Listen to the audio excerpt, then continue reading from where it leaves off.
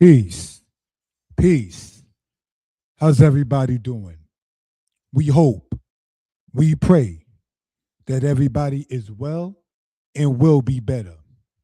This is your brother and friend, Ishaya Yisrael of the tribe of Dan of the house of Israel. This may be, for some perhaps, an unusual timing to sit there and get into this kind of subject. But, brothers and sisters, it is nonetheless done.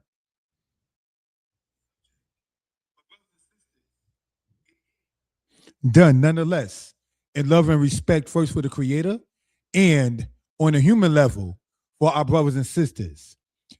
Everything I say may not be agreed with.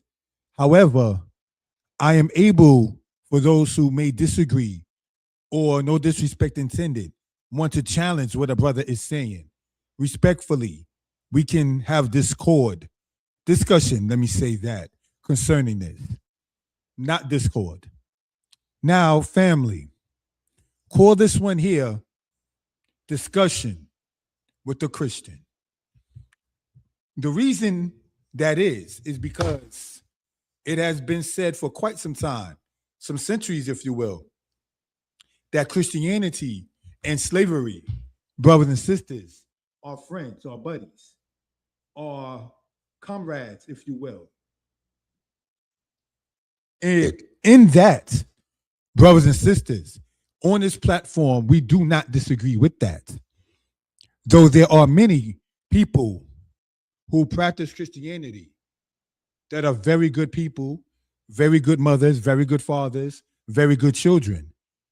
Brothers and sisters, we do want to point out, no offense, that the history of Christianity and the way in which many of our people, and by our people, I mean our black people, have become Christian, brothers and sisters, is not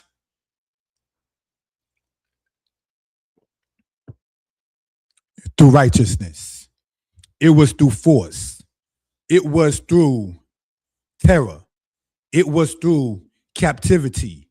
It was through brain manipulation and mind poisoning. So, in this kind of matter, recently there was a discussion online about the matter, brothers and sisters, concerning Christianity and slavery and the role of it, and Jewish people and Judaism and the role of Jewish people within the matter of the slave trade. Brothers and sisters, we care to point out that on this platform, as in the books a brother wrote, that was not new knowledge.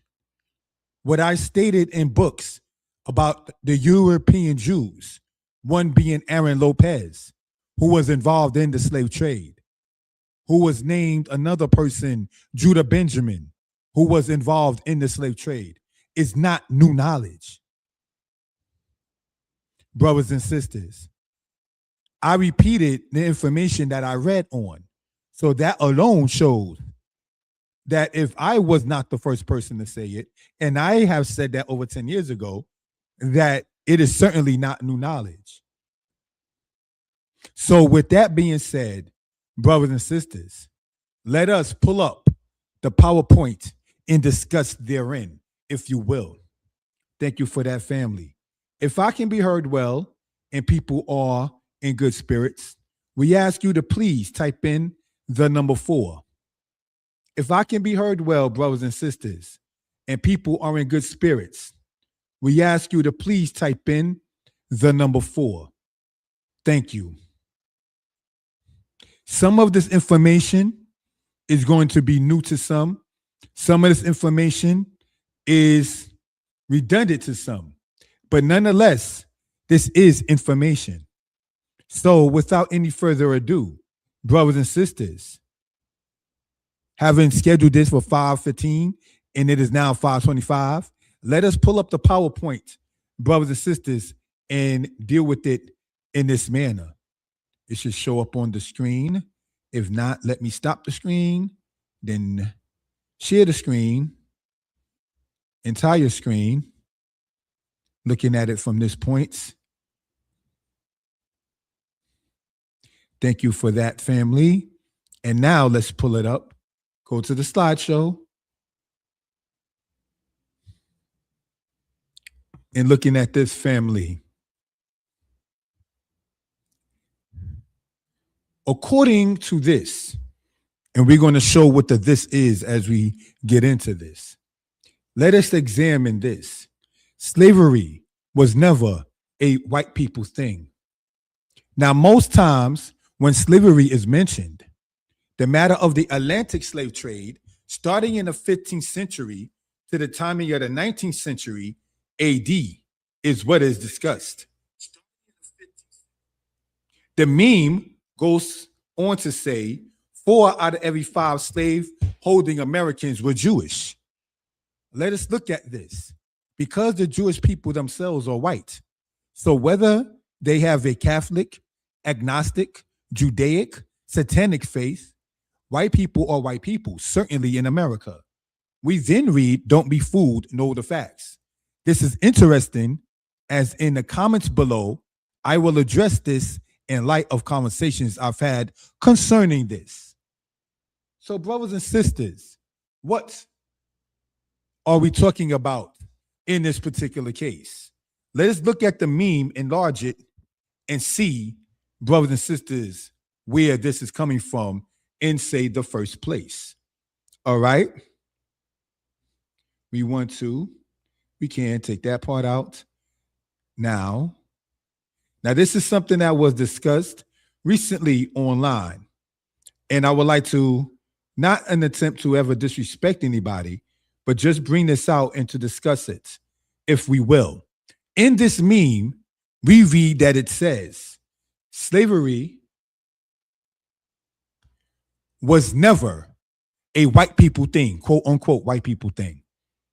Then they have 5 images of people and 4 with what some would say is the shield of David. Some people say the star of David on the top of one's head. 4 out of every 5 slave owning Americans were Jewish. Don't be fooled, know the facts. Now, I saw this meme on the internet. Shalom, my brother, Bergen Paris. I saw this meme on the internet, and I was like, wow, when we get the time, let's examine this kind of matter online for reference purposes. Now, having seen this, let's go back to where we were. And it says, quote, when we deal, if we will, with the laser pointer, slavery was never a white people thing. Now, Jewish people are white with a different faith than some other white people, but Catholics are white with a different faith than other people. White people who are satanic or Satanists, or white people with a different faith than other white people. So your religious matter does not identify your ethnic, national, or even racial matter. So that's something we care to point out in that particular case, because in truth, a person can be Jewish today, Christian tomorrow. A person can be Jewish today and agnostic tomorrow. To my knowledge, Judaism does not promote homosexuality. Yet, many Jewish people in the state of Israel practice homosexuality, you know.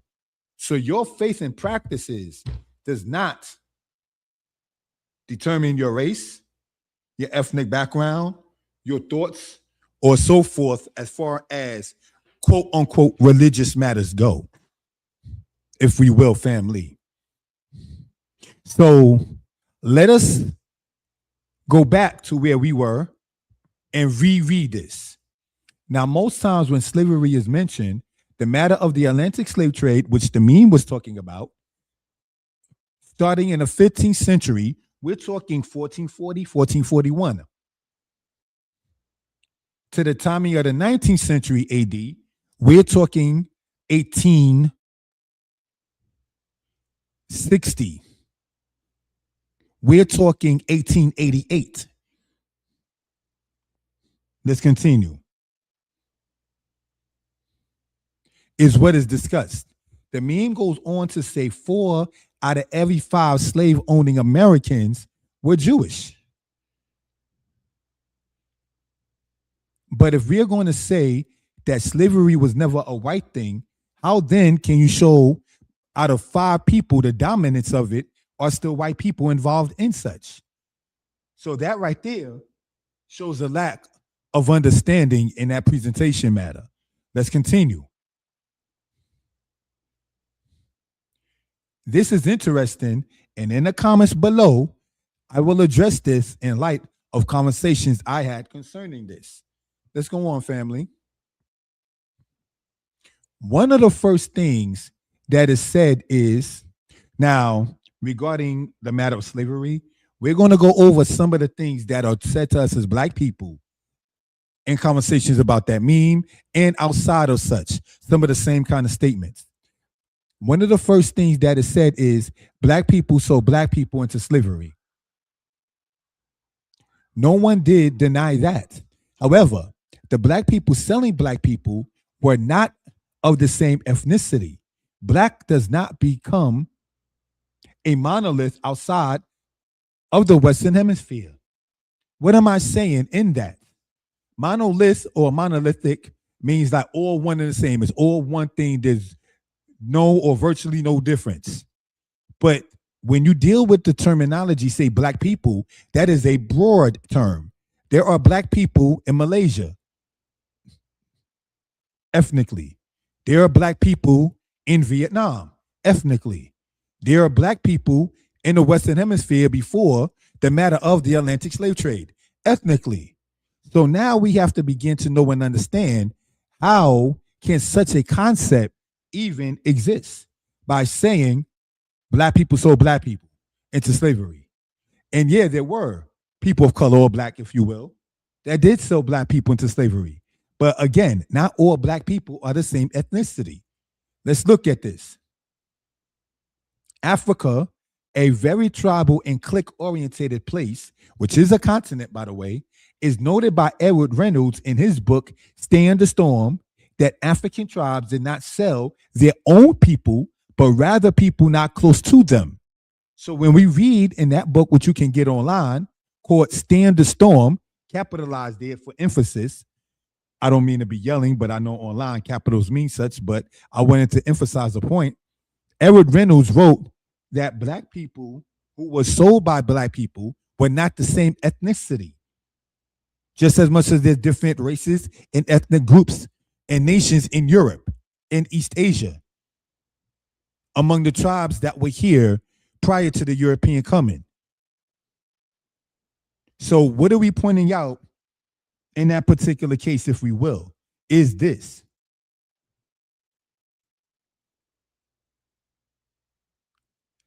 African people are not a monolithic people. There are different ethnic groups among even people out of Africa, just like anywhere else. The Swedish is not the same ethnic group of people, though all European, along with the Italians. The Italians are not the same ethnic group of people, along with the Irish, though it's in the same continent. The Vietnamese, though all in Asia, are not the same people as China, same continent. So in Africa, which is a continent, the same applies. There are different ethnic and tribal groups within it. So this is something, again, we care to point out for reference purposes. The argument of who sold who in a way to not make white America look bad becomes moot, because after the captives were brought to the Western Hemisphere, they were sold on auction blocks to the highest bidder. So here we see, according to white logic, that Black people sold Black people who were then shipped against their will to a place unknown to Black people, then in truth resold. So the captives were sold twice? Question. That alone should tell a logical human being to never try to use the black people so black people as a tactic to silence black people to speak on the matter of slavery. What are we saying with that is this. Yes, there were people of color, black people, who did so black people, as discussed. Brothers and sisters. Now, after the people were brought over against their will to the Western Hemisphere, brothers and sisters, what am I saying? These same captives were sold on auction blocks, as shown in the movie Roots, by people who were not black to white people. So the captives were sold twice. So what white people who keep on saying in so many words, when you get down to the truth and history, are saying without maybe acknowledging or realizing it is this. We white people participated as an accessory after the fact of the people being kidnapped by other black people. Then we partook of the ill-gotten gains, the human beings that were sold to us, and then we shipped them against their will, making them captives. And then after that, we put tar on them because their bones were showing because of being on their side or on their back for X amount of weeks at a time, being malnourished and things of that kind of nature. And then after that, what we did was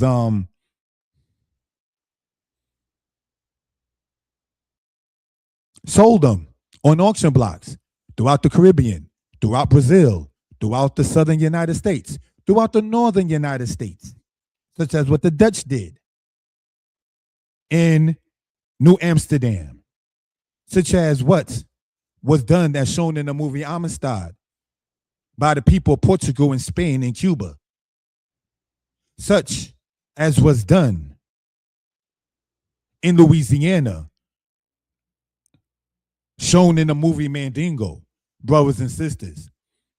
So you should not try to use as a catalyst black people sold black people, because when you get to the history of it, white man, you sold the people who were sold. So if selling people are wrong, you participated in that wrong.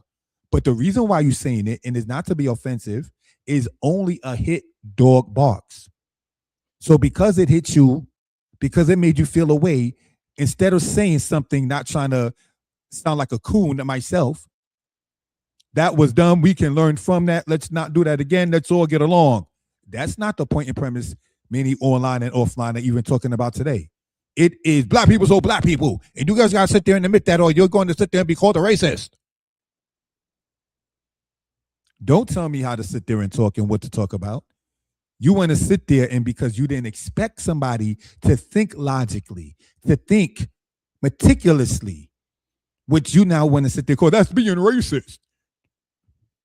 Stating a fact doesn't make you racist, and if it does, then that's your poor definition of the word racist. So let's continue in this family.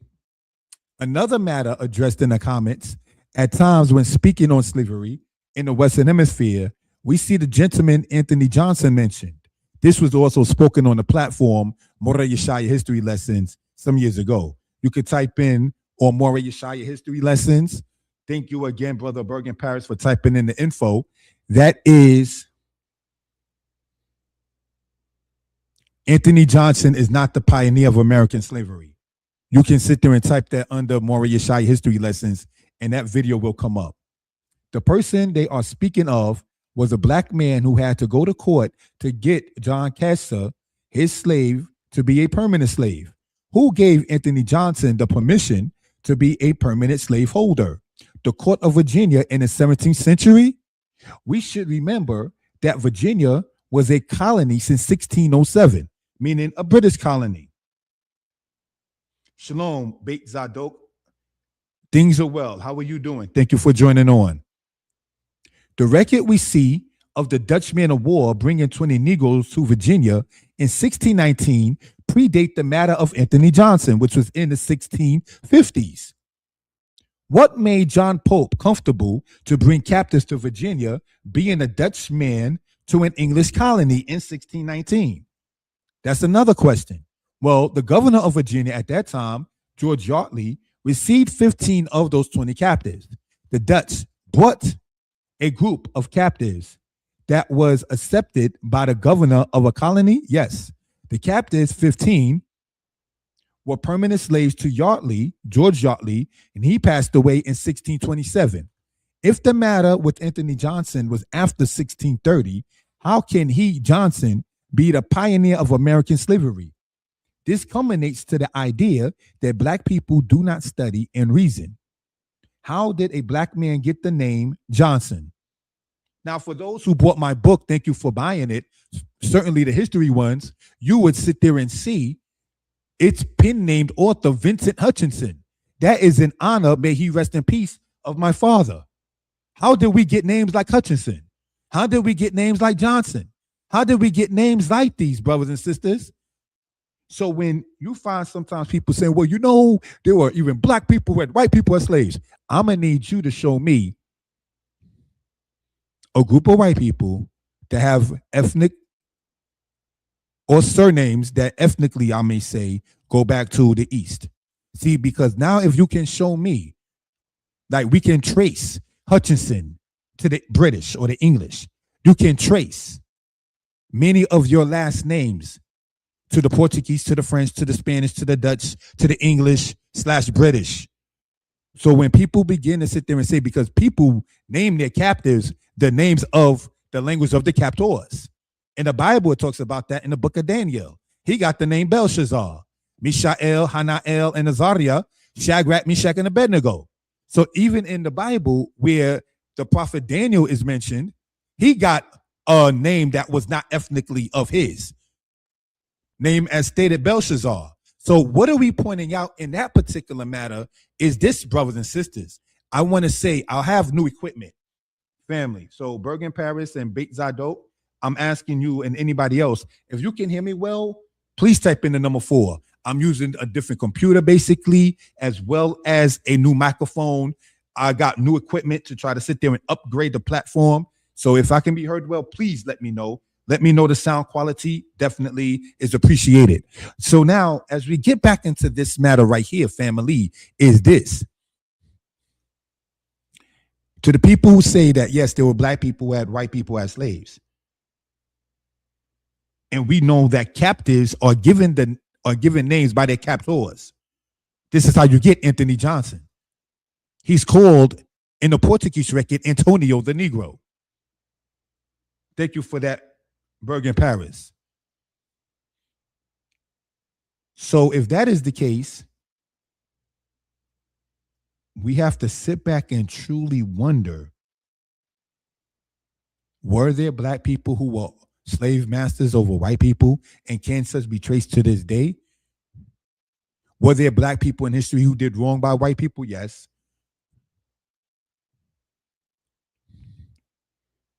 But you will find in discussing this kind of matter online or offline, certainly online, people I've noticed will try to sit there and control the narrative, tell you what to talk about, tell you what not to talk about, sit there and try to throw little silly insults by saying, if you don't talk about that, then that means, yeah, but we're not your slaves no more.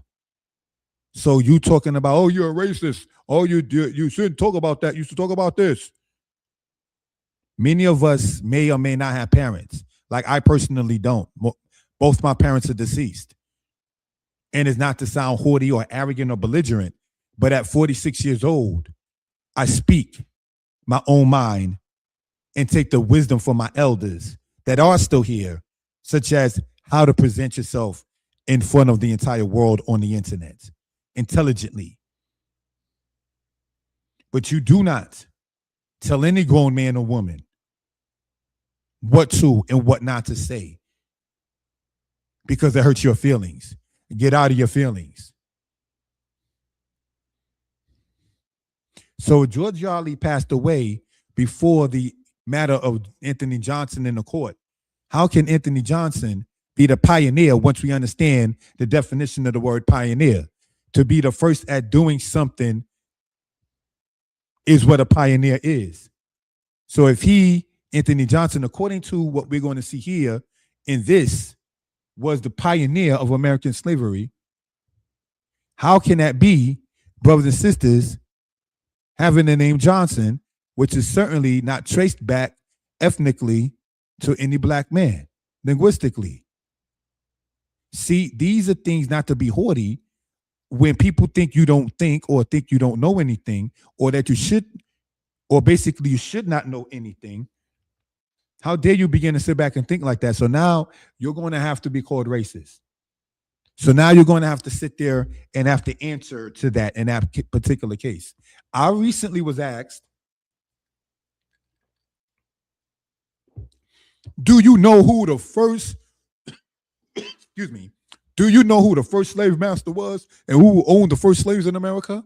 I figured that white guy, not to be racial, was going to sit there and go to the Anthony Johnson thing, as many of them have, even online. So I call myself in my way, beating that person to it. And I said, I heard some years ago about this Anthony Johnson thing and spoke on it. The person did not respond back to that. See, when you're trying to wiggle out of something, and when you're trying to sit there and evade something, and when you got to sit there and say other people are using matters of a point to be made and don't want to sit there and focus on something, and you throw transference, you have an agenda, and that's what you're saying, what you're saying.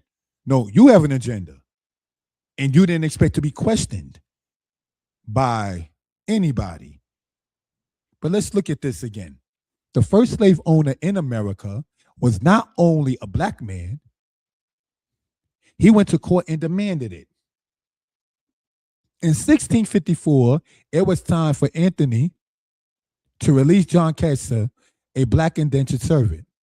Instead, Anthony told Kesa he was extending his time. Kesa left and became employed by the free white man Robert Parker. Anthony Johnson sued Robert Parker in a Northampton court in 1654. In 1655, the court ruled that Anthony Johnson could hold John Kesa indefinitely. The court gave judicial sanction for blacks to own a slave of their own race. Thus, Kesa became the first permanent slave and Johnson the first slave owner. That's where you're messed up. Because see, when you're trying to present foolishness, you slip up. We have to ask, who in the Virginia court in the middle of the 17th century gave Anthony Johnson the permission to have anybody as a permanent slave? Were those judges that were in that court black? Were they coons?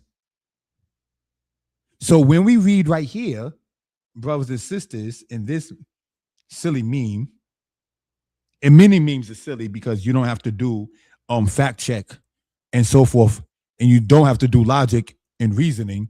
In 1655, the court ruled that Anthony Johnson could hold John Kesa indefinitely. This is the line where they really messed up. The court gave judicial sanction for blacks to own a slave of their own race. What color, if we're dealing with black as a color, were the people who allowed Anthony Johnson to do so? And why would they do it and not be part of the pioneers of American slavery?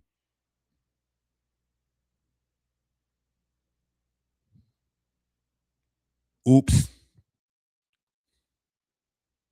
This culminates to the idea that black people do not study and reason.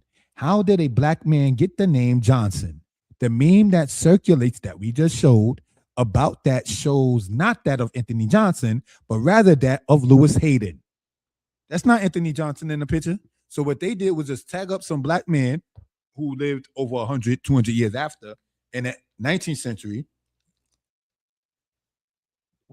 named Lewis Hayden, and put that picture there with some words that historically don't make any sense. So the picture is off. The wording shows it to not be historically correct. And the wording, when you're trying to present a lie, have you trapped up within it. You didn't think that far because you didn't think black people were going to read into certain things and reason out certain things. You believed the kind of stuff you seen in Django, where the Caucasian guy is up there saying that their brain is better than that of the black people's, that they are smarter than, quote, the Negro. And of course, the word Negro wasn't even used that much in that movie Django. They teach their children this. And if they don't teach it, then how do you get a Dylan Roof doing what he did at the age in which he did it? Let's continue. Slavery was never a white people thing, according to the meme that we showed earlier. In a debate with Abraham Lincoln and Stephen Douglas in the 1850s, the latter spoke about what was meant when a statement saying all men were created equal was not that of the Negro or, quote, savage Indian, but of white men. This was in the 19th century, in the 1850s. The same era, Alexander Stephens, the vice president of the Confederacy, stated slavery is the cornerstone of our republic edifice. James Hammond, a politician from South Carolina, stated, speaking to the Senate, no one dare make war on cotton.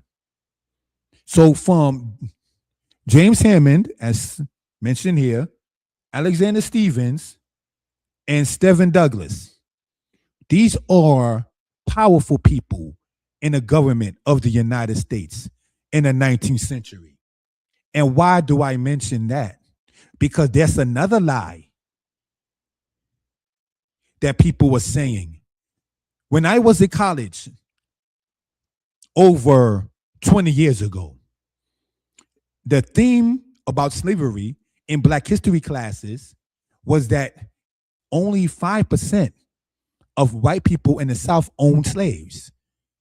20-something years later, online, people are saying less than 2% of the white population were slave owners in the Southern United States. So within 20 years, meme scholarship is saying less than 2% of white people were slaveholders in the Southern United States during the time of slavery. But if that was the case, or even the case of saying that it was only 5% of white people in the South owning slaves, why then would anywhere within a 20-year span of me being a college student, this timing now, from 2021 2001, when I first entered college, not to get too personal, graduating in 2013, and now the year is 2026. So say within a little over 20 years, the percentage of said white people in the Southern United States, as far as being slaveholders, has gone from 5% to less than 2%. Because see, the idea is to eradicate white people's guilt from the slave trade and slavery. So this is why over the course of years, you might even see it dwindle a little here and a little there. That is why we want to talk about these kind of names. Stephen Douglas, a politician. Alexander Stephens, a politician. James Hammond. If it was even 5%, why are these three powerful government position holding men fighting for what they just have as 5% in the first place? It makes no sense. But you have to remember, they think they're dealing with a people that don't think sensibly. So it's okay to just run shot and tell the black man anything. He's more worried, and I say this in no offense, according to some people's thought, sports and women and entertainment and sports. And I'm not knocking sports. I am a very, for what you may call, big fan of the Detroit Pistons. Always have been. I'm a very big fan of, well, maybe not too recently, the Denver Broncos, the football team. So I'm not here to sit there and knock sports or entertainment. What I am saying is that is the thought of us, 2 months of us as a people. So when we start talking about Alexander Stevens and Stephen Douglas, and when we start talking about James Hammond, that was never supposed to be coming out the mouth of a Negro. While loving sports, you were supposed to talk about Magic and Jordan and Pippen and Rodman and Darryl Strawberry and the Negro League. And if you don't go into history, you're supposed to talk about the Brooklyn Bombers, which is nothing bad with it, but you want to pump us with that to avoid this kind of matter, and that's the problem. But let's continue, family. Cotton was if not the, main export the southern United States had to offer the world. It was, if not the, main income supplier for the economy of the South. So people like Isaac Franklin and John Armsfield in Louisiana, and like John Hawkins and George Washington, all different centuries, all had a common practice: slave trading and enslavement. So again, we have John Armsfield and his buddy Isaac Franklin. They were slave traders big time in New Orleans, in Louisiana. But we want to believe that it was less than 5%. But meanwhile, they building whole empires on this and shipping the cotton out to as far as England and East India. Did you know that? That the cotton that the black people picked in the southern United States was shipped to East India? Don't come with the story of saying 1.6% of the people in the South were slaveholders. Because you're not going to find in the Confederacy then white woman fighting on behalf of her man, portraying a male herself for something that didn't mean something to their spirit.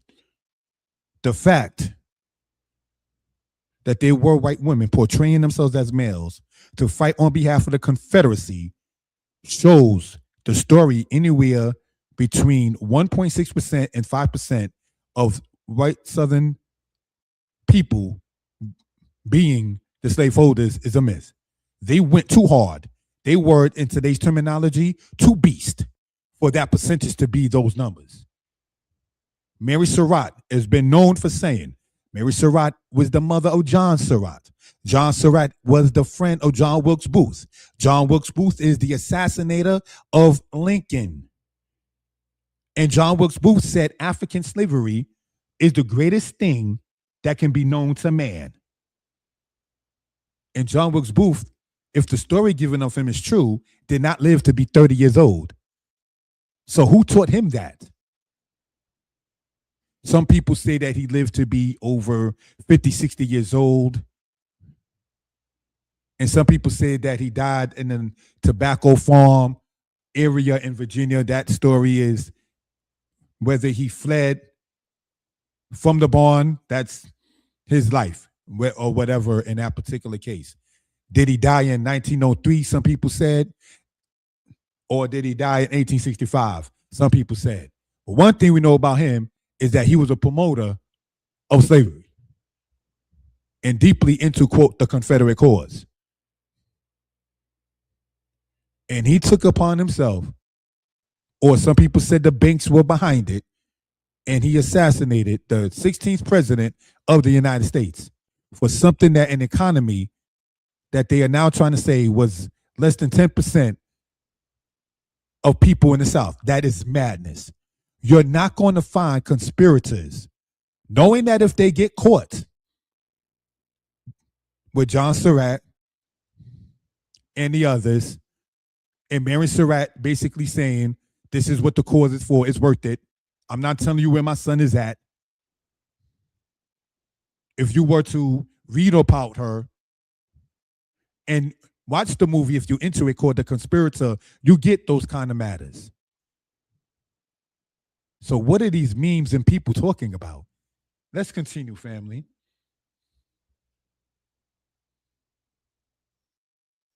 At times, white people say that the white people ended slavery as a means to make black people be quiet on the subject. Yet, should they who are guilty of such an atrocity, when ceasing from it, be commended by the victims? So, if I can talk about the slave names that we walk around with today, you want to say white people ended it. You started it. So, do you want a biscuit? If you are white and never was a slave master, my comments should not even make you respond to it with a quote defensive mind. If I should not quote complain about such because I personally was not a slave, then you should not complain to me about my complaint if you were never a slave master. It wasn't me and it wasn't my family and we never did that. So why are you trying to guide me on what to talk about something that you personally have nothing to do with? You jump into somebody else's business?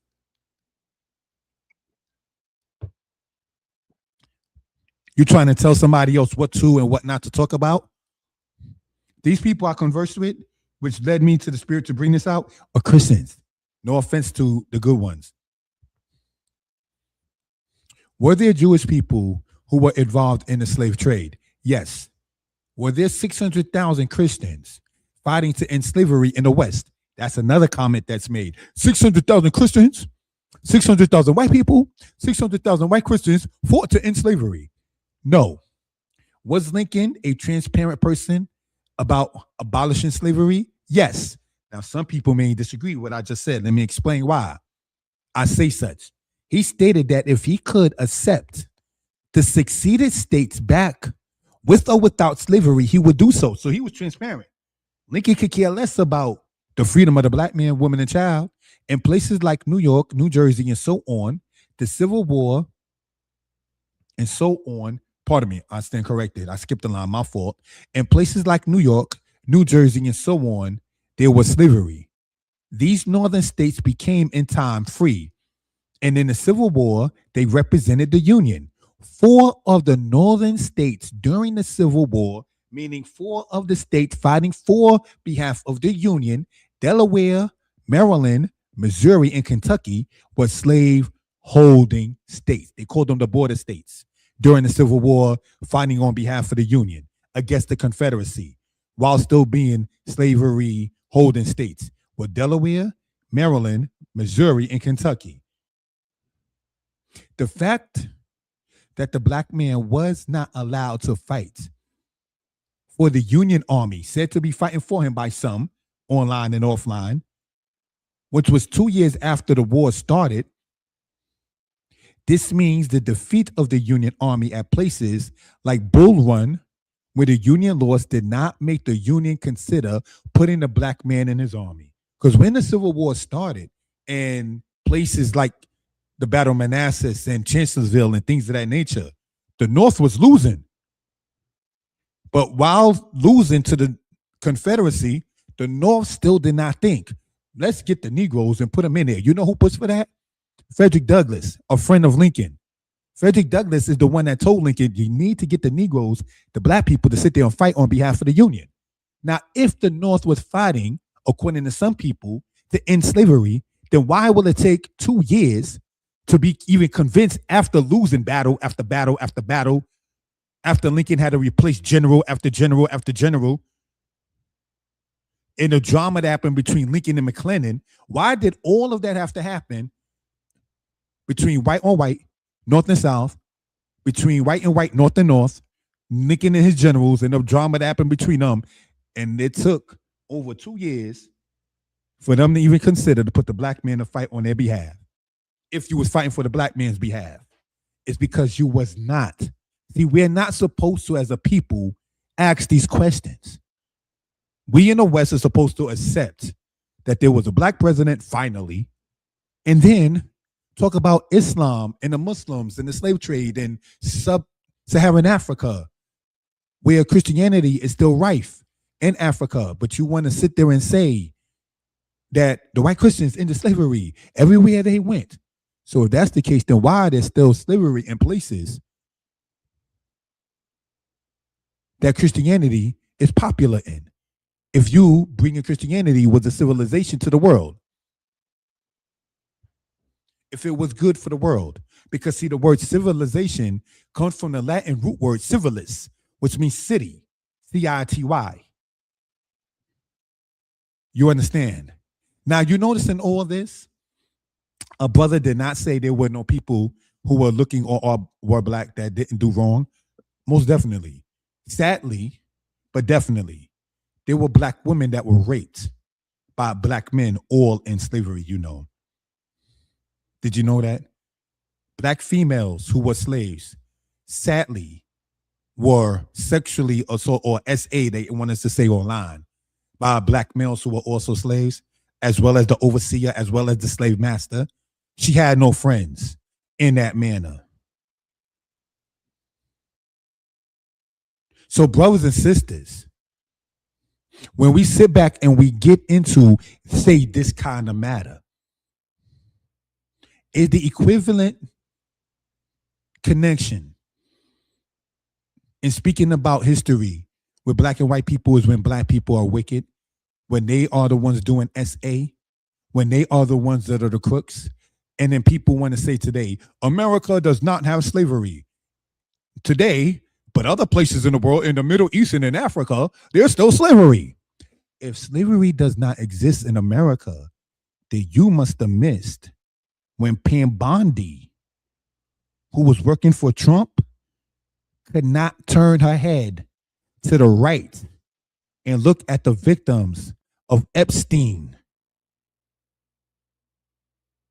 When Jasmine Crockett was getting at her in the congressional meeting some months ago. The victims of Jeffrey Epstein that came from the United States and other parts were lined up on the wall. And Pam Bondi could not bear to look to her right to even look at them. R. Kelly said after what he did with sex trafficking, that was his brother on the tape. So he's willing to throw, quote, his blood brother off, throw him under the bus. But people are saying, knowing what R. Kelly did, knowing about the Epstein files, that good old USA does not have slavery. But we can acknowledge that during slavery, women were treated like the way R. Kelly treated women, like the way the Epstein files speak about how women were being treated. So it does exist. Just because you lock them up, just because it's not on the books as legal, doesn't mean it does not exist. But you forgot that part, because the Jeffrey Epstein victims don't mean nothing to you. It's not that the victims of the jihad of the Islamic move doesn't mean nothing to us. It's the fact that the victims of R. Kelly don't mean anything to you. That's where it boils down to at. So just as much as the SA or the sexual assault that was done to women in slavery, so after the year 1900, 1950, the year 2000, women were being sex trafficked back and forth and forth and back. Just like they were then. Like Sally Hemings during the time of Jefferson, the third president. So it still exists. Sadly. Let's continue, family. People like Candace Owens, who recently was speaking on Jewish people, not Christian people, were the enslavers of black people. She recently was online saying it was really Jewish people, not Christians or Catholics, because she bounced from Christianity and Catholicism, the same basic faith when you get right down essentially to it. You understand?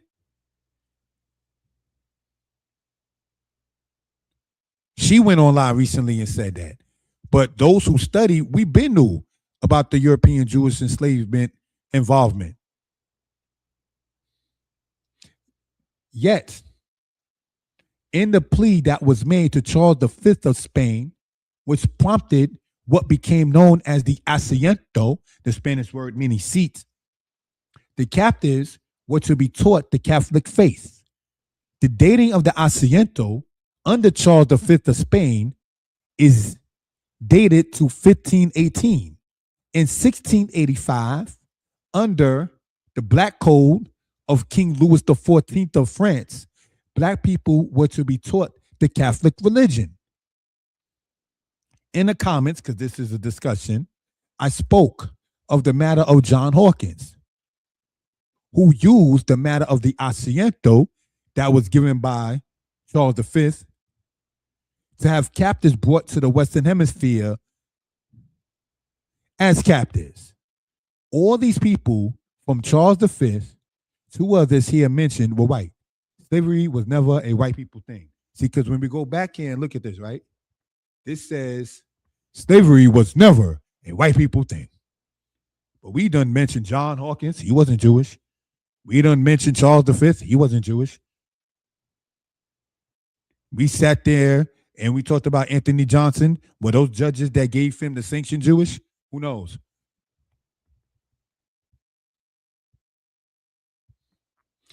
Nathan Forrest in 1866, the year after the Confederacy lost the Civil War, started the KKK, the Ku Klux Klan. One of the reasons is because they, the defeated South, thought the blacks will want to seek revenge and fight. So they, in 1866, and then again in 1915, started and restarted the KKK in Tennessee and Georgia, respectively. Jewish people are not liked by the KKK. If the KKK was originally started by they of the Confederacy, the side that lost the Civil War, how and why will they start an organization that is anti-Jewish? So some people may say it was the Rothschilds who were Jewish. But the Atlantic slave trade started before the Rothschilds came to power in history. So again, who started it? See, they didn't expect people to read, to analyze. They just throw the word racist and oh yeah, I don't want to be a racist. That story ain't working on us no more, man. No more, no disrespect intended. Then if you love your mom, you will love all black women. No, I don't hate no sisters. But being that I already had a mother and I'm not looking for another, the love that I have for mommy or had for mommy and still have love for her memory does not equate to the love that I would have for my lady. And unless, no disrespect, not to get sidetracked, sisters are looking for a man to be her son. Why are they trying to come at us as if you loved your mom, you would love me? But unless, like I said, you looking for a son, that shouldn't even be part of the conversation to even mix it. Just the same, white people, if you are not guilty of the Atlantic slave trade, this kind of thing right there should be like, yeah. But yet you want to throw defensive temper tantrums, perhaps, and sit there and say, you're a racist, and you need to stop talking that kind of stuff. See, when they say do research, they didn't expect a Negro to sit there and read books. And for those who do know, write books. You're, again, like I love sports, I'm saying, you were supposed to keep talking about Jordan and the dunk. You were supposed to talk, and I say this in no disrespect, not only because a brother came out of New York. You're supposed to talk about how John Starks dunked on Jordan and the Bulls still beat their butt. Nothing wrong with sports and entertainment and fun.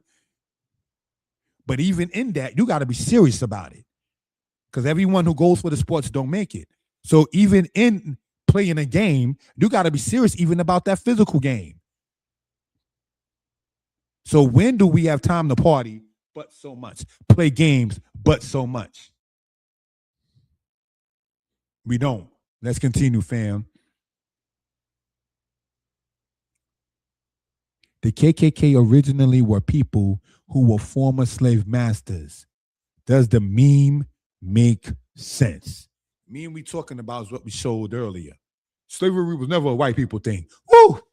Made some feel good. Now you got to explain the Jewish people you're talking about being white that you said was the dominant ones in it. Yeah, it was them.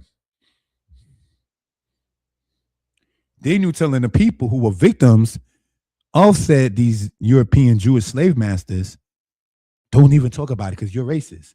So you got Christians like Candace Owens and them saying it wasn't white Christians that were the heavy slave masters, but the Jewish people. And then you got people telling the victims of the Atlantic slave trade and slavery in the Western Hemisphere, don't even talk about it. So only the white Christians can talk about the Jewish people being guilty of it, but the victims are supposed to be quiet? Ridiculous. Information on this I'm only human, made a typo, not came, but can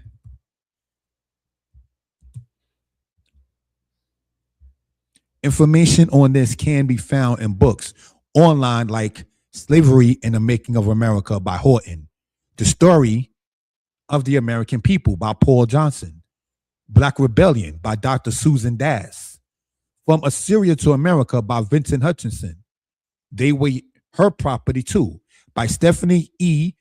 Jones Rogers, a very good book, The Slave Trade by Hugh Thomas.